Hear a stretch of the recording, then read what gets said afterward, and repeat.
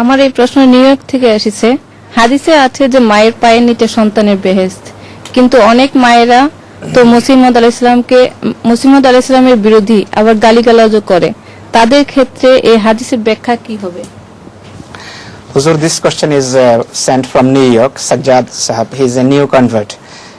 He says one hadith is very frequently quoted by people that paradise lies under mother's feet.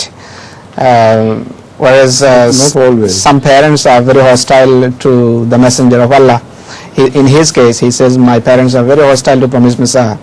So how can this be true in my case? It can be true only metaphorically,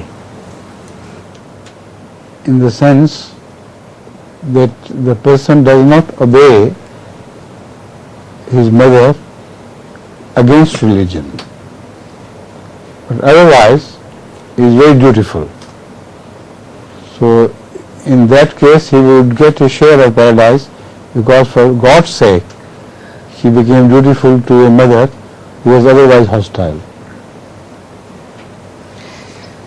হুজুর বলছেন যে এখানে ওনার একান্ত ব্যক্তিগত কেসে, ব্যক্তিগত ক্ষেত্রে হুজুর বলছেন সেখানে এটি রূপক ভাবে হাদিস সত্য হবে তার মায়ের এবং তাদের পরিবারের ক্ষেত্রে।